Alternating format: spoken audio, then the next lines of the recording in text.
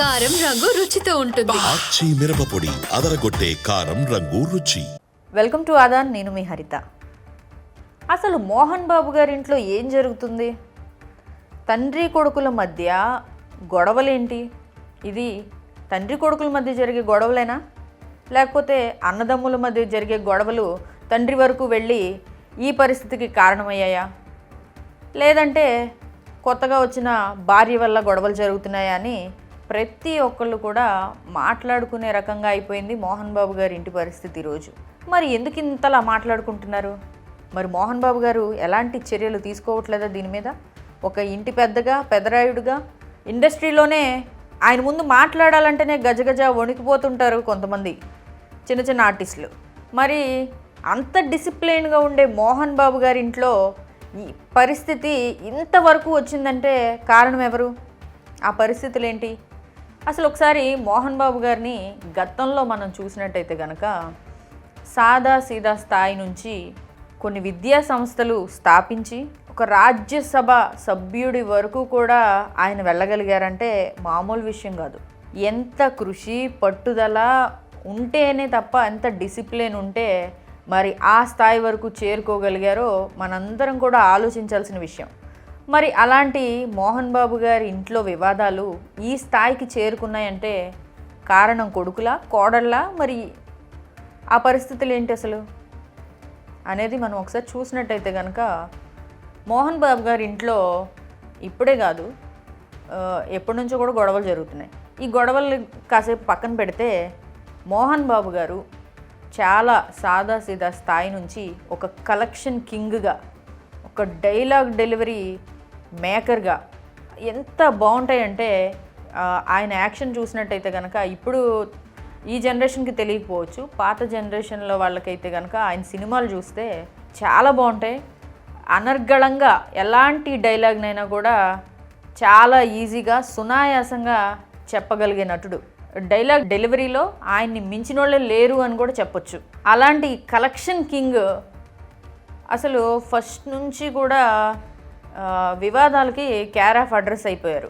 ఈయన ముఖ్యంగా ఎక్కడి నుంచి కేర్ ఆఫ్ అడ్రస్గా మారారంటే మన వజ్రోత్సవాల సమయం గుర్తుందా మీకు?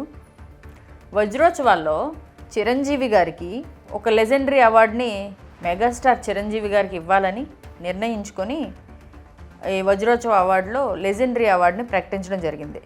మరి ఆ రోజు స్టేజ్ మీద మన మోహన్ బాబు గారు ఏం మాట్లాడారండి? మేము లేమా? మేము కనపడలేదా ఈ సినీ పెద్దలకి? లెజెండరీ అంటే ఏంటి అర్థం? లెజెండరీలో కొన్ని ఏమన్నా విభాగాలు ఉన్నాయా? అవి కంప్లీట్ చేసిన వాళ్ళకి ఈ లెజెండరీ అవార్డులను ఇస్తారా? అవేంటో మాకు కూడా సినీ పెద్దలు ఒక పుస్తకాన్ని రిలీజ్ చేయాలి. మేము లేమా? మేము నటించలేదా? మేము చేయలేదా సంఘసేవ? మేము చేయలేదా ఇండస్ట్రీకి సేవ అని చెప్పి ఆయన స్టేజ్ మీదే ఆయన అక్కస అవ్వచ్చు, జలస్ అనొచ్చు, ఏదైనా అవ్వచ్చు, ఇలాంటి మాటల్ని మాట్లాడారు ఆ రోజు. అయితే ఇదంతా స్టేజ్ మీద మాట్లాడాల్సిన అవసరం లేదు, కానీ ఆ రోజు మాట్లాడారు. వెనకాల కూడా మాట్లాడుకోవచ్చు, అంటే సినీ పెద్దలతో డిస్కస్ కూడా చెయ్యొచ్చు ఈ అంశాల మీద. అక్కడ మాట్లాడాల్సిన అంశం కాదేమో అని నా అభిప్రాయం. ఎందుకనంటే ఈ అవార్డు ప్రకటించారని చెప్పి ముందుగానే తెలిసి ఉండింది కదా మోహన్ బాబు గారికి. తెలియకుండా జరగదు కదా సినీ ఇండస్ట్రీలో ఒక పెద్దగా వ్యవహరించిన వ్యక్తికి. మరి అలాంటప్పుడు ముందే క్వశ్చన్ చేసి ఉండాల్సింది, నేను అర్హుణ్ణి కాదా ఈ అవార్డుకి అని. కానీ ఈయన ఏం చేశారు? ఆ రోజు స్టేజ్ మీద అంతమంది ముందు చిరంజీవి గారిని అవమానాలు పాలు చేశారు. ఆయన ప్రవర్తనా తీరునే ప్రజలకి గుర్తు చేయమంటారా ఇవాళ? అక్కడితో అయిపోలేదు. వజ్రోత్సవాల్లో చిరంజీవి గారిని అవమానించే విధంగా ఆయన మాట్లాడారు ఆ రోజు. దానికి చిరంజీవి గారు బాధపడి, నేను ఈ అవార్డుని తీసుకోను, ఎప్పుడో ఎవరో నన్ను గుర్తిస్తే, నా ఇండస్ట్రీ నుంచి నాకు గుర్తింపు వస్తే తప్ప నేను ఈ అవార్డుని తీసుకోను అని చెప్పి ఆయన అవార్డుని అక్కడే భద్రపరచండి అని చెప్పి వెళ్ళిపోవడం జరిగింది. అయితే అది మొన్న రీసెంట్గా ఏఎన్ఆర్ గారి 100 years ఫంక్షన్లో మళ్ళీ నాగార్జున గారు పిలిచి ఆ అవార్డుని చిరంజీవి గారికి అందజేయడం. ఇప్పుడు నాకు ఇంట గెలవకుండా నేను రచ్చ గెలిచాను, కానీ ఇప్పుడు నాకు ఇంట గెలిచినట్టుగా ఉందని చెప్పి మెగాస్టార్ చిరంజీవి గారు కూడా ఆ రోజు ఆవేదన భరితంగా మాట్లాడడం మనం చూసాం. అయితే చాలా ఎమోషనల్ అయ్యి ఆయన అవార్డుని స్వీకరించడం జరిగింది. మరి ఈ బాధకు కారణం మోహన్ బాబు గారి ఆ రోజు. అయితే ఎక్కడ మాట్లాడాల్సిన విషయం అక్కడ మాట్లాడలేదేమో అని నా అభిప్రాయం. ఆ తర్వాత ఈ వజ్రోత్సవాల్లో చిరంజీవి గారిని హట్ చేసిన మోహన్ బాబు గారు కొన్నేళ్ళు సైలెంట్గా ఉన్నారు. మళ్ళీ ఆ తర్వాత అక్కినేని నాగేశ్వరరావు గారు 75 సంవత్సరాల సినీ ఇండస్ట్రీలో పురస్కరించుకొని జరుపుతున్న ఒక ఫంక్షన్లో మళ్ళీ అప్పుడు కూడా వివాదాస్పదంగా ఏమని మాట్లాడారంటే, ఆయన కన్నా గొప్ప నటుడిని నేనే అని అన్నపూర్ణమ్మ గారు చెప్పారు అని చెప్పి మాట్లాడారు. ఎందుకు అలా మాట్లాడాల్సినంత ఇదెందుకు ఆయనకి? ఎందుకు అలా మాట్లాడాలా? అంటే ఆయన గొప్పదనాన్ని చెప్పుకోవాలంటే ఇంకొకరిని ఎప్పటికప్పుడు తగ్గిస్తూనే ఉండాలా? అంత పెద్ద వ్యక్తి, అంత పెద్ద మహానటుడు అక్కినేని నాగేశ్వరరావు గారు, ఆయన 75 సంవత్సరాలు ఇండస్ట్రీలో పురస్కరించుకున్నందుకు జరిగే ఫంక్షన్లో మోహన్ బాబు గారు ఈ మాట అనడం ఎంతవరకు కరెక్టు? అన్నపూర్ణమ్మ గారు నాగేశ్వరరావు గారి కంటే కూడా నువ్వే పెద్ద నటుడివి అన్నారు నన్ను అని చెప్పి మాట్లాడాడు ఆయన. ఇది ఎంతవరకు కరెక్టు? అసలు అంత పెద్ద నటుడు, అంత పెద్ద ఫంక్షన్లో అక్కడ మాట్లాడాల్సిన మాటేనా ఇది? మోహన్ బాబు గారే ఈ విషయంలో కొంచెం ఆలోచించుకోవాలి. సో అది అయిపోయింది.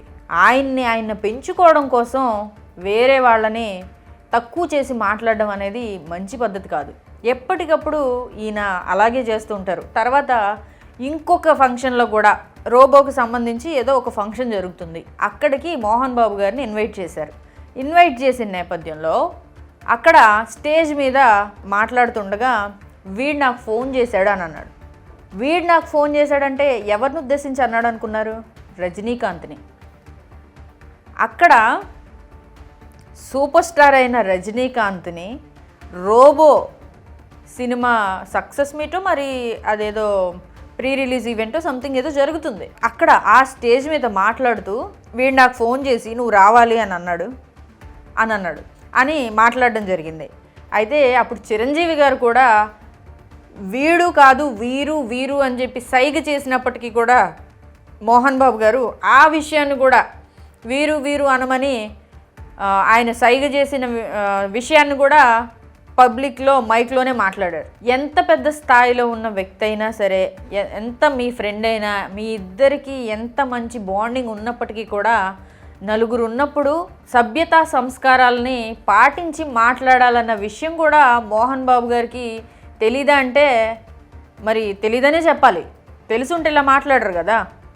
వాడు వీడు అని చెప్పి నలుగురు మధ్యలో మాట్లాడడం ఎంతవరకు సబబు కాదు కదా. సో అలా ఆయన పబ్లిక్లో మాట్లాడడం జరిగింది ఆ రోజు. అది కూడా రజనీకాంత్ గారికి అవమానమే చెప్పాలంటే. అది అక్కడ చిరంజీవి గారు మళ్ళీ ఏదో ఒక పంచ్ డైలాగ్ వేసి దాన్ని అక్కడ రజనీకాంత్ గారు సీరియస్గా తీసుకోలేదు కాబట్టి అది అక్కడ అంత వివాదం అవల. ఒకవేళ అదే పరిస్థితిలో రజనీ గారి ప్లేస్లో మోహన్ బాబు గారు ఉండుంటే అది ఇంకా పెద్ద వివాదం అయిపోయేది. మరి ఇక్కడ చూసినట్టయితే కనుక డిసిప్లిన్కి మారుపేరు మా నాన్న అని చెప్పి విష్ణు గారు, లక్ష్మీప్రసన్న గారు పదే కొన్ని ఇంటర్వ్యూల్లో చెప్తూ వస్తున్నారు. ఎక్కడ కనపడుతుంది డిసిప్లిన్? మోహన్ బాబు గారు విలక్షణ నటుడు, అఫ్కోర్స్ ఆయన గ్రేటే కొన్ని విషయాల్లో, కానీ కొన్ని విషయాల్లో మాత్రం ఆయన్ని మనం మెచ్చుకునేలాగా ఎక్కడ ఆయన బిహేవ్ చేయలేదు ఎప్పుడు కూడా. సో మరి ఇప్పుడు జరుగుతున్న ఈ గొడవల్లో కూడా 2 ఏళ్ల నుంచి ఇద్దరు కొడుకుల మధ్య గొడవలు జరుగుతుంటే ఒక పెద్ద మనిషిగా మీరుండి మరి మీరు ఏం పంచాయతీ చేశారు వీళ్ళిద్దరి మధ్యలో? ఎందుకు ఇవాళ అందరూ మాట్లాడుకునేదాకా ఈ వివాదాన్ని తీసుకొచ్చారు? ఎందుకు ఇంత వివాదాస్పదం అయిపోయింది? సరే, కొడుకుల సంగతి వదిలేయండి. మీరు ఇప్పుడు కొట్టుకోవడానికి గల కారణాలేంటి?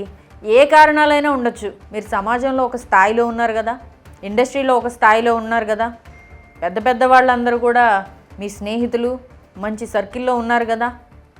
మరి మీరు మీ పరువంతా పోగొట్టుకొని గంగలో కలిపేసుకొని ఇవాళ మీరు మీ కొడుకేదో ఒకవేళ ఆవేశంగా మీ మీదకు వచ్చినా సరే దాన్ని అక్కడితో వదిలేయకుండా మీ అనుచరుల్ని మనోజ్ మీదకి పంపించి గాయాల పాలై హాస్పిటల్కి వెళ్ళేంతలాగా కొట్టించారంటే మరి మీ డిసిప్లిన్ ఎక్కడుంది సార్? ఇదేనా మీ డిసిప్లిన్? ఇదేనా మీ నుంచి ఇప్పుడున్న జనరేషన్ నేర్చుకోవాల్సింది? సో ప్రతి ఒక్కరు కూడా ఈ విషయాన్ని ఆలోచించాలి. మరి అయితే ఇప్పుడు ఈ వివాదంలోకి మంచు విష్ణు దుబాయ్ నుంచి వచ్చి మనోజ్ ఇంటికి వెళ్తారు అని అంటున్నారు. మరి మంచు విష్ణు మనోజ్ ఇంటికి వెళ్ళి గతంలో వీళ్ళిద్దరికి గొడవలు ఉన్నాయి. మరి వీళ్ళిద్దరూ అక్కడ కూడా ఎందుకు ఇలా చేసావని చెప్పి కొట్టుకుంటారా, లేకపోతే నీకండగా నేనుంటా, మన ఇద్దరం కలిసి మోహన్ బాబు మీదకి వెళ్దాం రా అంటాడా? చూడాలి మరి ఏం జరుగుతుందో.